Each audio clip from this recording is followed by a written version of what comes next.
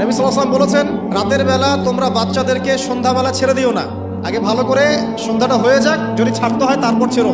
তারপর রাতের রাত যখন গভীর হবে তখন তোমরা এলোপাথালি ঘোরাফেরা করো না, রাস্তাঘাটে বনে জঙ্গলে ঘোরাফেরা করো না, কারণ এই সময় এমন কিছু মাখলুককে আল্লাহ পাক ছেড়ে দেন যাদেরকে তোমরা দেখো না। এখন সায়েন্সের যুগ তো, মানুষ মনে করে এগুলোর কোনো ভিত্তি নাই মনে হয়। কোরআন বলছে জাদু সত্য, কোরআন বলছে জাদু সত্য। কোন সূরা? সূরা বাকারা আয়াত নাম্বার 101, 101, 102 পড়ে দেখেন। ওয়াত্তাবিউ মা তাতলু শায়াতিন আলা মুলকি সুলাইমান, এই আয়াতটা পড়েন, বিশাল একটা আয়াত আছে। ওয়া মা কাফারা সুলাইমান ওয়ালাকিন্না শায়াতিন কাফারু ইউআল্লিমুনা আন-নাস সিহর। এই সিহর দিয়ে কি হতো? মা ইউফাররিকুনা বিহি বাইনাল মারই ওয়া যাওজি। সুলাইমান আলাইহিস সালামের সময় এই জাদুবিদ্যার প্রচলন ছড়িয়ে পড়ে। এই জাদু মানুষ শিখে কি করছিল? নারী পুরুষের মাঝখানে, স্বামী স্ত্রীর মাঝখানে বিভেদ সৃষ্টি করছিল। এখন দেখেন না, পরিবারের স্বামী স্ত্রীর বন্ধন ভেঙে যায় না, কেউ কাউকে দেখতে পারে না, এমন হচ্ছে না? খুব ভালো সম্পর্ক, হঠাৎ করে সম্পর্ক খারাপ। এই জাদুবিদ্যা সত্য।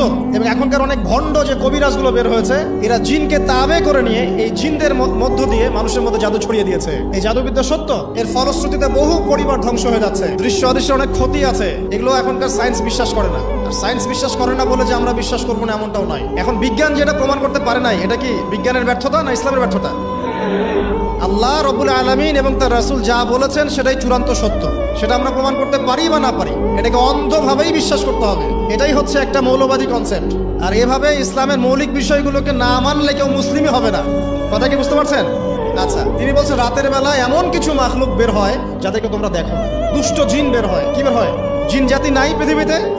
আল্লাহ পাক সূরা জিন নামে একটা গোটা সূরা নাজিল করেছেন, করে নাই? কুল উহিয়া ইলাইয়া আন্নাহু ইসতামা নাফারুম মিনাল জিন্নি ফাকালু ইন্না সামি'না কুরআনান আজাবা। জিনদের একটা দল কোরআন শুনে বলেছিল যে আমরা অদ্ভুত আজব একটা কোরআন শুনেছি। তারপর তারা গিয়ে তাদের কওমের কাছে ইসলামের দাওয়াত দেয়, ওই কওম ইসলাম কবুল করে। এটা নবী সাল্লাল্লাহু আলাইহি ওয়াসাল্লামের জীবনের সেই সময়কার ঘটনা, যখন নবীজি তায়েফ থেকে ফিরে আসছেন। তায়েফবাসী তাকে অত্যাচার করলো। তিনি নাখলা উপত্যকায় এসে নামাজ পড়ছেন, ওই নামাজের কেরাত শুনে জিনরা ইসলাম কবুল করেছে। সূরা জিনে আল্লাহ পাক এই কথা নাজিল করেছেন। তো আল্লাহ পাক যে বলছেন জিন জাতি আছে, আল্লাহ কি মিথ্যা কথা বলছেন? নাকি নাসা যখন বলে এলিয়েন আছে তখন ওইটা সত্য, আর আল্লাহ বলছেন জিন জাতি আছে এটা মিথ্যা? তা আমাদেরকে আবার নতুন করে মুসলমান হওয়া লাগবে এখন না? আমাদের কনসেপ্ট চেঞ্জ হয়ে গেছে।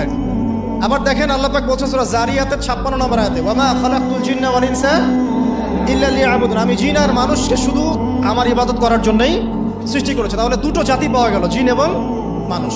জিন কিসের তৈরি? আগুনের তৈরি। মানুষ কিসের তৈরি? কাদামাটি। ফেরেশতা কিসের তৈরি? নূরের তৈরি। তো এই যে সৃষ্টির বৈচিত্র্য, এটা কার সৃষ্টি? তো সেই আল্লাহ পাকের জ্ঞান সবচেয়ে বেশি না আমার জ্ঞান সবচেয়ে বেশি? সে আল্লাহর পক্ষ থেকে যখন কোরআন এবং হাদিস নাজিল হবে, তা আমি অন্ধভাবে মানবো না? নাকি আমি আল্লাহকে চ্যালেঞ্জ করবো ইবলিসের মতো?